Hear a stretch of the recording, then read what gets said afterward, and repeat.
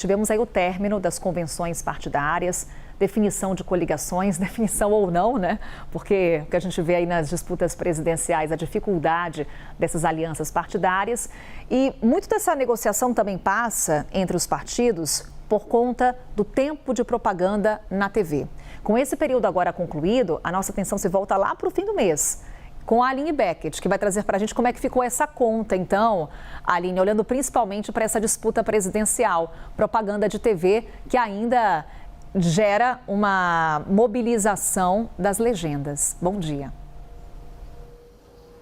Isso mesmo. Bom dia, Carol, a você, ao meu amigo Theo Cury e a todos que nos acompanham aqui no Novo Dia nesta manhã.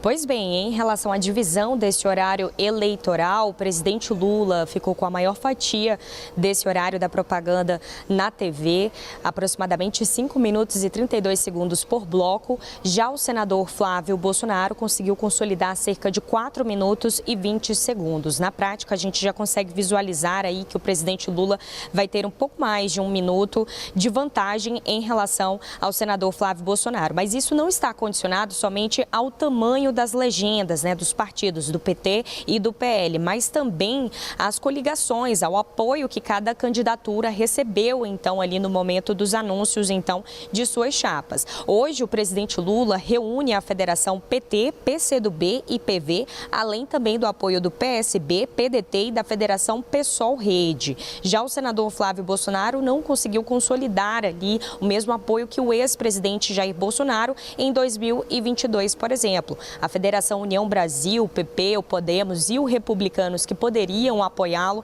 acabaram optando por manter a neutralidade em relação a essa disputa presidencial, né? Seguindo, o ex-governador do estado de Goiás, Ronaldo Caiado, terá o terceiro maior tempo, aproximadamente 2 minutos e 2 segundos. Isso garantidos principalmente, Carol, por conta do tamanho da bancada do PSD aqui na Câmara dos Deputados. Já em seguida, Augusto Cury, do Avante, ele deverá ter cerca de 36 segundos. Já Romeu Zema, do Novo, e Renan Santos, do Missão, não conseguiram ali consolidar a cláusula de desempenho para poder alcançar, então, e participar, então, dessa divisão do horário eleitoral. Em relação à legislação, pela regra, Carol, 90% do horário eleitoral são distribuídos de acordo com o número de deputados federais que foram eleitos na eleição de 2022, né? Já os outros 10% são divididos ali individualmente, igualmente, entre os partidos que superaram essa cláusula de desempenho.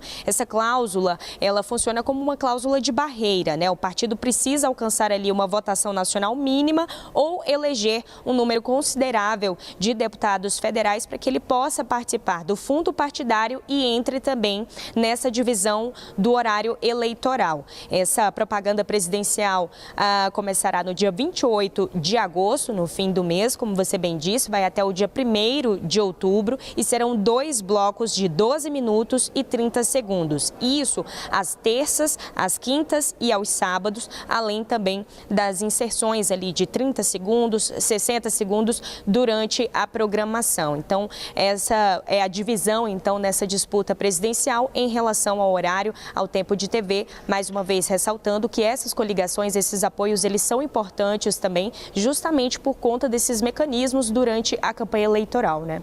Volto com você. E teve essa tentativa, né, por parte de várias legendas de se unirem, mas tentativas que fracassaram em muitas oportunidades. Obrigada, Aline. É justamente sobre isso que a gente vai conversar com o Theo, olhando para essas chapas presidenciais. Porque quando a gente olha para a coligação, temos coligações ali ligadas, por exemplo, à chapa, à reeleição de Lula, só que são legendas da esquerda, que costumeiramente estão associadas ao PT. Não tem nenhum partido de centro. E o mesmo a gente vê aqui. Teve uma tentativa de Flávio Bolsonaro de trazer, por exemplo, o PP, inclusive na figura da vice.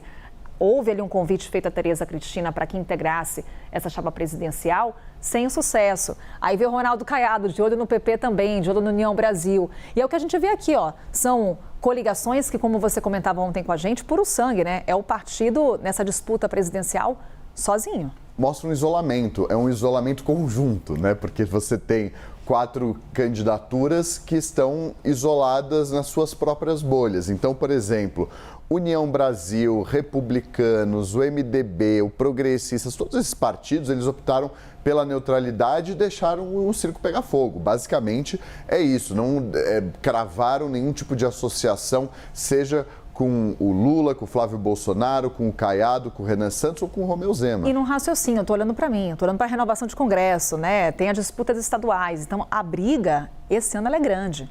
A briga é grande, você tocou num ponto importante. Ontem o Maurício comentava com a gente sobre esse ponto do Instituto Ideia, e ele deixava muito claro que o foco das eleições desse ano, na percepção dele, abandona um pouco o foco presidencial e passa para o legislativo, em especial para a Câmara dos Deputados, em fazer deputado federal, porque é onde está a grana, é onde está o dinheiro e é o foco também dos partidos de centro. Então isso aqui deixou muito claro, mulheres preteridas, isso fica nítido na composição das chapas. Lula escolheu Alckmin, Flávio Bolsonaro escolheu Alfredo Gaspar, Ronaldo Caiado e Gilberto Kassab para ser vice, Renan Santos, o Haroldo Medina, também do Missão, e o Romeu Zema, o Eduardo Girão, do Novo. Então, daqui para lá o que a gente vê são líderes das chapas, os cabeças de chapa, escolhendo homens para serem seus vices e correligionários.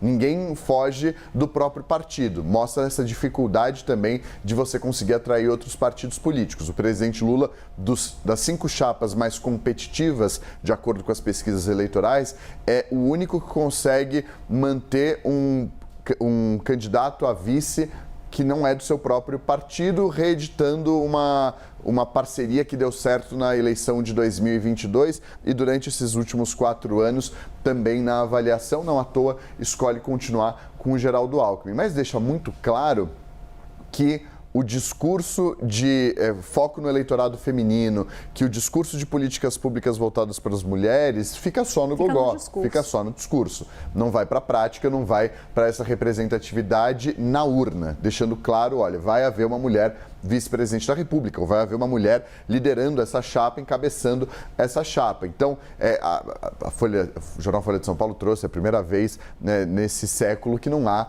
uma mulher numa chapa presidencial, seja encabeçando ou como vice, uma chapa competitiva. Exatamente, a despeito de 83 milhões dos eleitores brasileiros serem mulheres. Então, mais de 52% da população que pode votar é de mulheres e é quem decide as eleições. Então, nem pensando estrategicamente, isso passou a ser cogitado.